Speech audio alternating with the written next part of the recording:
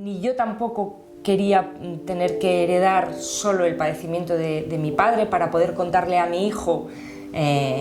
Claro, sí, al nono le hicieron todo esto, sí, pero yo no quiero contarte solo lo que le hicieron. Quiero contarte el mundo con el que él soñaba, los valores que defendían, que eran todos de libertad, de paz y de justicia social. Y quiero que lo puedas heredar así para que lo hagas tuyo, lo reelabores y nos lances al futuro. Buen día, soy Manuela Bergero Duncal, soy diputada autonómica por el partido Más Madrid. Y mi formación académica es archivística y documentación, donde me especialicé en los archivos de memoria.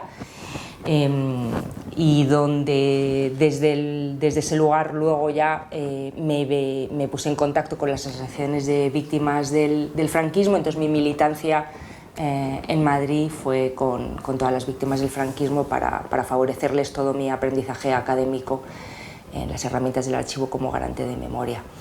Y nací en Argentina, en una dictadura argentina, la dictadura de Videla, del año 76 al 83. Mi padre estuvo secuestrado, desaparecido, fue hecho desaparecer en mayo del 76, un mes antes de que yo naciera, y mi madre y yo vivimos durante un año en clandestinidad hasta que, bueno, mi padre pudo salir del país. Lo hicieron salir, desterrado, a Madrid, y él desde Madrid se puso en contacto con Amnistía Internacional y bueno, un operativo de Amnistía, porque Amnistía todavía no operaba en Madrid, no tenía oficina, pero sí tenía compañeros y compañeras ingleses que venían a Madrid a ponerse en contacto con los exiliados políticos de la dictadura argentina y chilena.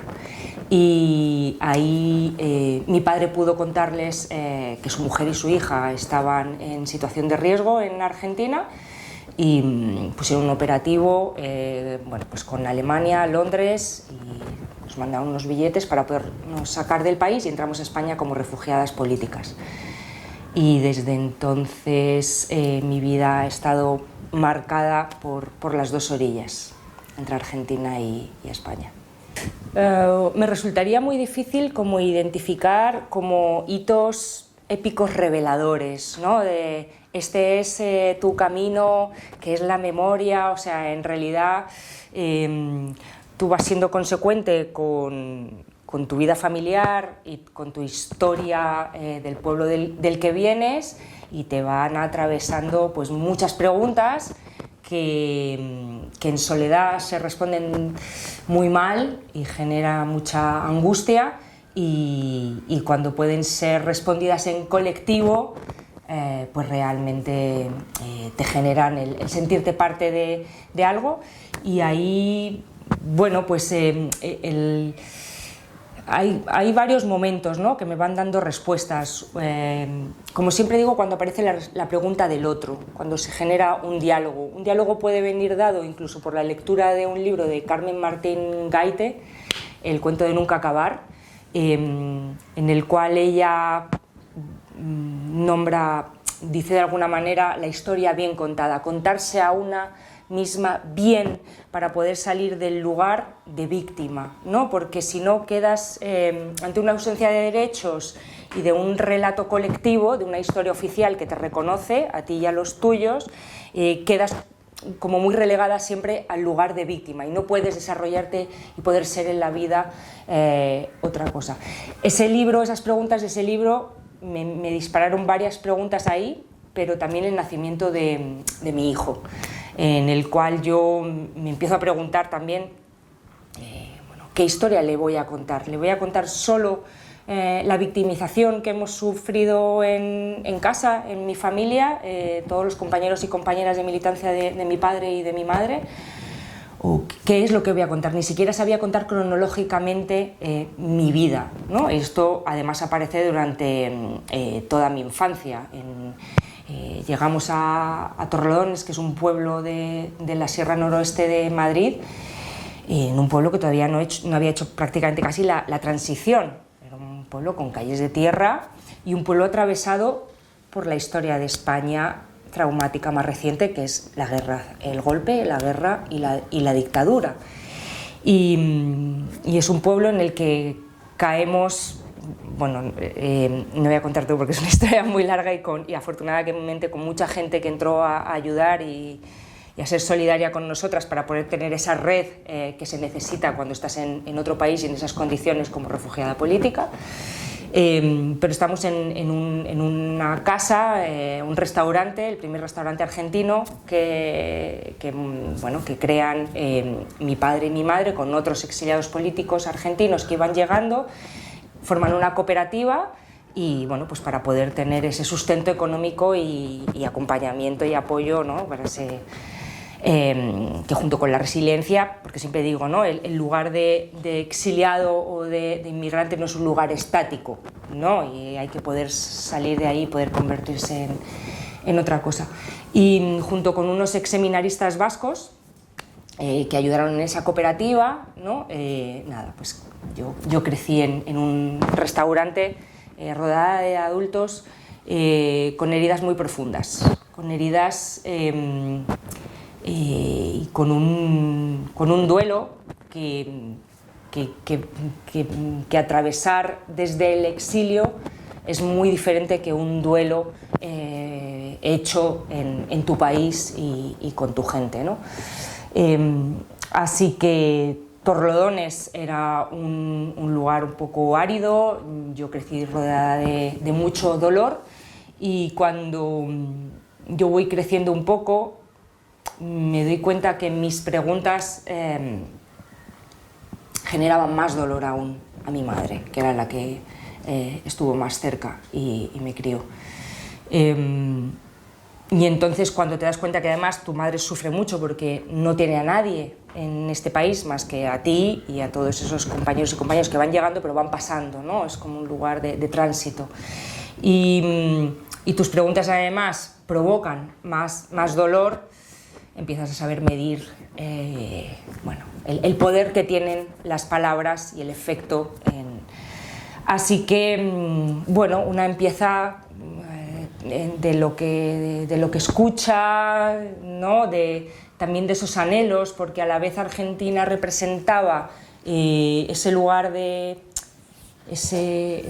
terror y del dolor que nos atravesaba y yo no entendía muy bien, pero a la vez era el anhelo por el cual mi madre y sus compañeros todo el rato Argentina, Argentina, entonces era esa paradoja, ¿no? de querer volver, pero sonaba como un paraíso, pero un paraíso que era el que nos había desterrado y bueno, vas creciendo. Un poco, además, yo no tenía niños y niñas a mi alrededor, porque los demás exiliados políticos de los 70 con familia estaban en Madrid ciudad.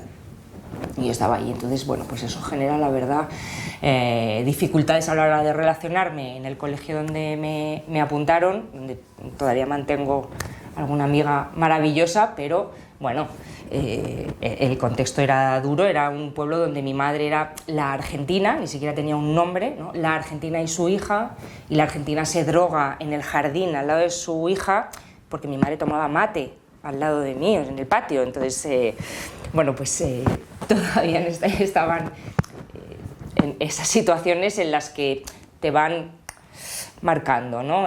Van generando una identidad tuya en la que tienes que protegerte porque tú el único deseo que tienes es de pertenencia y hay demasiadas cuestiones diferentes que te alejan de esa pertenencia. Un acento, un vocabulario, unos hábitos, una gastronomía, una música, lo que nos construye, ¿no? Identitariamente y sobre todo que en esa casa era casi una burbuja argentina en medio de Torrelodones.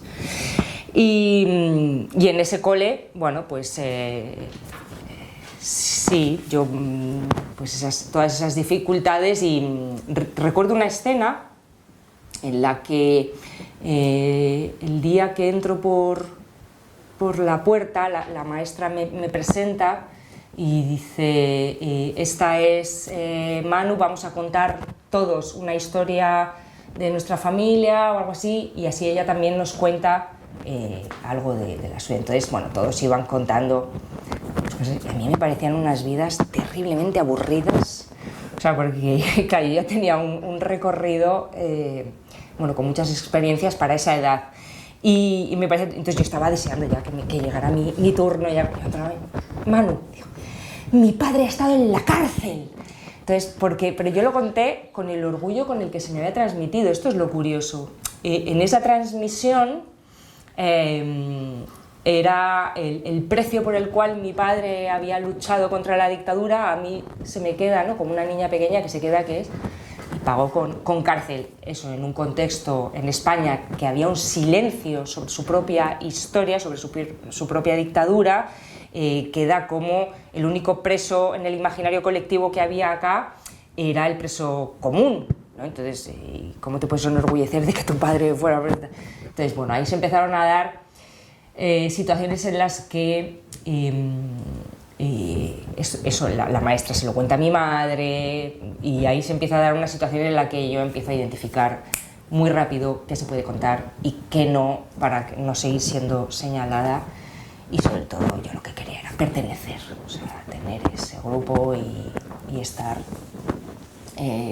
tranquila, básicamente. Y esa es, los éxitos Torrelodones, como digo, es enseguida te dabas cuenta en muchas cuestiones de la vida cotidiana que estaba atravesado precisamente por la guerra civil y la dictadura. Hay imágenes que yo recuerdo. Mi madre se casa con un hombre de Torrelodones que había nacido en el pueblo, y ese hombre, pues la familia de él, tenía una madre, Manola, y con todos los primos, y además un día a mí me llevan y me presentan, ¿no? Esta es tu nueva familia, tienes una abuela, además, bueno, se llamaba Manuela como yo, era fácil adoptarla, o sea, bien, todo, y primos, estos son tus primos, genial, maravilloso, yo quería quilombo, normalizar todo aquello. Pero Manola tenía una cicatriz en el antebrazo, y a mí me encantaba a veces pasarle el dedo por la cicatriz y le preguntaba, ¿y esta cicatriz? Y ella siempre decía, esto es metralla de la guerra civil. Pero no había más, o tampoco yo como niña recuerdo más allá de eso. Y el pueblo estaba perfectamente, además Torrelodones es la colonia y el pueblo, y casi que geográficamente es esa división de esas dos Españas que estaban ahí, ¿no? La gente como Manola, que vivía en el pueblo, que trabajaban para los señores de la colonia, y donde había una herida muy grande y de la que no se hablaba. Pero luego eso en realidad el problema de todo aquello era la normalidad en cómo se convivía con eso. Quiero decir, cuando mi madre luego siempre ha tenido restaurantes argentinos, se ha dedicado a tener restaurantes, y recuerdo estar en uno y que entraran, bueno, pues todos los hombres con camisa azul, con el brazo en alto, a finales, estos son en los 90, y cantando el Cara al Sol, y además obligando, ¿no?, a mi madre y a los compañeros, y además, bueno, sí, con esa, ocupando el espacio como el que sabe que le pertenece el lugar y la historia, ¿no? Y además sabiendo ubicarte a ti en un lugar de terror. Entonces el problema era la normalidad, y eso se sabía, y en el pueblo los apellidos compuestos se saben, de esa genealogía se sabía de dónde venía cada uno, y un poco la eclosión de todo eso es en el año 91, creo que fue el 91. Un día bajábamos por la cuesta para entrar al instituto, y vemos que hay como un dispositivo policial que bordea todo el instituto, y tú bajabas, bueno, pues a las 8 de la mañana a esa cuesta con el frío serrano, intentando entender qué estaba sucediendo ahí con tantos coches de policía, y cuando ves que meten a tus compañeros esposados atrás y bajándoles la cabeza en los coches, y se llevan a todos tus compañeros neonazis, tus compañeros de clase. Y ahí el problema, insisto, es la normalidad y que no nos llamara la atención. Esos compañeros fueron detenidos, luego procesados por el asesinato de Lucrecia Pérez. Lucrecia Pérez fue asesinada en una discoteca Four Roses en Aravaca, que era el lugar donde podían dormir familias dominicanas que había ahí, y nuestros compañeros habían sido los asesinos. Entonces, lo que pasa es que es una conformación de un grupo que, yo siempre digo, los que juzgaron fue a 4, si no me equivoco, que eran los que entraban en el coche, pero fuera del coche se quedaron muchos otros que, aunque al día siguiente se quitaron los tirantes, la bomber y las botas y se dejaron crecer el pelo, seguían siendo lo mismo, y la convivencia en el instituto seguía siendo la misma, ¿no? Nadie en el instituto... había habido muchas señales anteriores a eso, o sea, las banderas antidemocráticas al fondo de la clase, y que solo un compañero y yo, al entrar en clase, nos negábamos a dar una clase con esa bandera al fondo y la arrancábamos, pero no recuerdo a ningún profesor o profesora que... Bueno, pues esa era la normalidad. Y cuando dejé, con aquello, porque además uno había estudiado con nosotras en el colegio, luego pasamos al instituto, donde se juntaron pues otros neonazis, y un día, pues en mi carpeta me escriben, ¿no? Me escriben la siguiente eres tú, Sudaka, y con el signo de la... Entonces, con la misma normalidad con la que yo había convivido con eso, pienso, si han matado a Lucrecia, ¿por qué no pueden hacer lo que quieran más? ¿No? Si aquí tampoco ha sucedido tanto, o sea, no, digo socialmente, no ha habido algo que nos haya acompañado y tal. Y no se lo cuento a mi madre, porque claro, mi madre va a entrar en pánico otra vez, yo tengo que ser la que proteja a mi madre de todo esto, no se puede volver a repetir tanto horror en casa, esto es inasumible. Y entonces lo que hago es que salgo todas las mañanas de clase, o sea, de casa para ir a clase, pero no llego a entrar en clase. Y ahí, pues me voy al monte, estudiábamos al lado del monte y era un lugar perfecto para aprender a escalar. Hasta que mi madre un día, pues en casa se da cuenta, abre la carpeta y ve aquello y fue... O sea, no me lo puedo creer, que le esté haciendo esto a mi hija, ¿no? Pero ese era el problema, la normalidad de cómo un trauma colectivo y donde esas genealogías conectadas con los responsables de un golpe de Estado, de una guerra y de una dictadura de 40 años,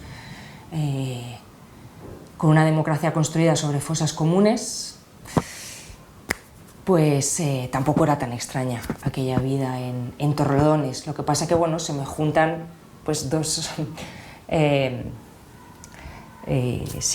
dictaduras que me atraviesan en mi conformación y el compromiso que he heredado siempre de mi padre y de mi madre, cada uno en su ámbito.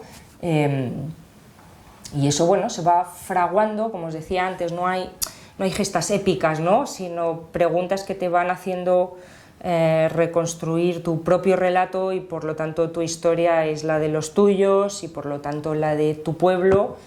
Y cuando empiezo a estudiar archivística y documentación en la Complutense, se me ocurre, ¿no?, decir, yo tenía conciencia del efecto reparador que tiene facilitar los fondos documentales que ha generado el compromiso, la militancia de de una persona como era mi padre. A él le entregan los archivos, él tiene acceso al archivo que había generado la dirección de la Policía de Buenos Aires, que con ese fondo documental se genera el archivo de la memoria en La Plata, y mi padre tiene acceso, ¿no? Y yo identifico además lo reparador que fue para él poder acceder a esos archivos y lo que genera en la familia, y siempre con la curiosidad, además de cómo es todo el tema de la labor de los archivos de memoria en el derecho a la justicia de las víctimas de la dictadura argentina. Bueno, digo, y en España esto ¿cómo está?, ¿no? Te empiezas a preguntar, o sea, creo que es necesario la experiencia a veces para las preguntas que te atraviesan.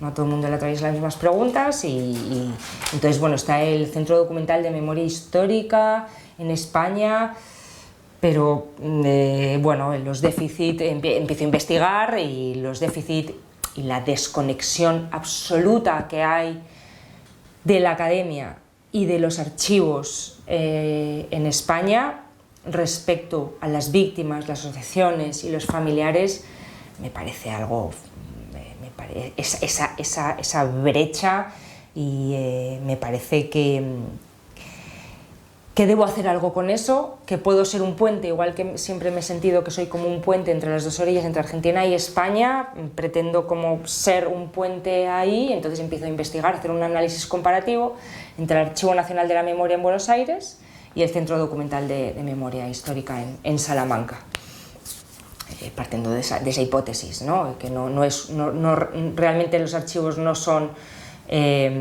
reconocidos como garantes del derecho a la justicia. Por lo tanto, no hay un paraguas del archivo dentro de una política pública de derechos humanos que atraviese todas las políticas, ¿no? Y ahí recuerdo la primera, le lanzo una pregunta a una profesora, ¿no? Y le digo, creo que quiero investigar, creo que quiero hacer mi trabajo sobre esto, los archivos de memoria, en tanto a la identidad del pueblo español por la dictadura, y lo primero que me dice es: qué pesaditos que sois los argentinos con la identidad. Y entonces ahí fue perfecto, es por ahí, por donde hay que ir. O sea, gracias. Y hice un trabajo que al terminar la carrera lo imprimí, luego también en formato, hice así y se lo di a las asociaciones y a las víctimas del franquismo, con las que ya había ido entrando en contacto, precisamente porque había identificado que no identificaban qué fondos relativos a la guerra o a la dictadura había, en qué archivo, cómo se accedía, el de penitenciarias, ¿cómo se llama? Instituciones penitenciarias, sobre todo para las víctimas del tardofranquismo, para que pudieran pedir, bueno, el registro que habían estado ahí para poder tramitar pensiones, ¿no? Y ni siquiera, no tenía ni idea de nada, porque claro, no hay información, no se sabe, hay esa barrera, esa opacidad, no hay accesibilidad, y es como tomar, esto es lo que puedo brindaros, ¿no? Esta es como parte de mi compromiso y de mi militancia.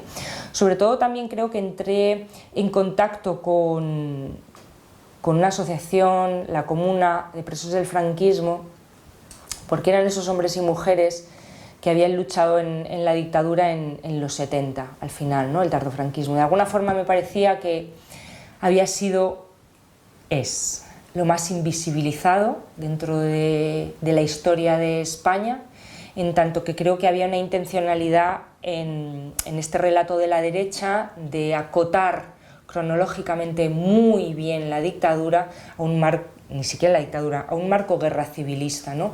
En el que el discurso casi romántico de la guerra, ¿no? Y de la guerra fraterna entre hermanos, la equidistancia, donde puede caber esa perversión. Pero claro, ¿cómo se sostiene en 40 años de dictadura el terror, ¿no? Hay un relato muy difícil de sostener, y precisamente creo que por eso además se invisibiliza a esas víctimas, porque así se invisibiliza a los victimarios, que es precisamente esa protección que necesitan de las instituciones.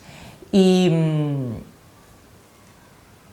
porque había identificado que afortunadamente desde el año 2000, ¿no?, había un trabajo de los nietos con Emilio Silva y la RMH por las exhumaciones de las fosas, y me parecía que ahí había gente joven que ya estaba volcada en eso, pero no veía gente de mi generación volcada precisamente con esos hombres y mujeres que son los que nos trajeron la democracia en España. Son ellos y ellas, y es todo el movimiento feminista de los 70, que es lo más transformador que hubo y con el que todavía no hemos podido casi ni poder heredar nosotras, para poder continuar esa genealogía y no comenzar desde cero cada lucha por los derechos de las mujeres y las libertades, ¿no? Desde el momento que nos desconectan, quedamos como aisladas, solas, ¿no? Y fuera de lo que es poder heredar precisamente esas experiencias de lucha del movimiento feminista de los 70, que lo que nos demuestran es que la lucha es colectiva, y es por el derecho de además, para todos, para todas, no solo para las mujeres. Y también por una cuestión, porque me siguen atravesando preguntas personales, o sea, la historia de mi padre, bueno, pues un año secuestrado, y en la que empiezo a darme cuenta que la única memoria, además, que se nos permite heredar en España es la memoria del padecimiento. Desde el momento en que hay una ausencia de derechos a víctimas de graves violaciones de derechos humanos, te perpetúan a que tu testimonio sea el que sostenga todo el rato una verdad que quieren ocultar, ¿no?, y que niegan. Y por lo tanto no te dejan moverte de ese lugar, por lo tanto a esos hombres y mujeres los perpetúan en un lugar permanente de relatar lo padecido, y por lo tanto no se produce la transmisión del compromiso, de las experiencias de vida y de compromiso, porque tienen que primero poder reclamar, exigir que se garanticen sus derechos, ¿no? A ellos se los sostiene como ciudadanos con derechos vulnerados, y a nosotras se nos impide poder heredar precisamente las historias, ¿no? Y poder conectar para heredarlas, para tomar conciencia de dónde viene lo que tenemos y para poder superarlo, extenderlo, ¿no? Extender los derechos, que debería ser esa conexión que nos da con quienes nos preceden, y poder construir ciudadanía. Y precisamente ni yo tampoco quería tener que heredar solo el padecimiento de mi padre para poder contarle a mi hijo. Claro, sí, al nono le hicieron todo esto, sí, pero yo no quiero contarte solo lo que le hicieron. Quiero contarte el mundo con el que él soñaba, los valores que defendían, que eran todos de libertad, de paz y de justicia social. Y quiero que lo puedas heredar así, para que lo hagas tuyo, lo reelabores y nos lances al futuro sostenido sobre esto, ¿no? Y no sobre el padecimiento o sobre fosas comunes, como es en el caso también él por haber nacido en este país, en España.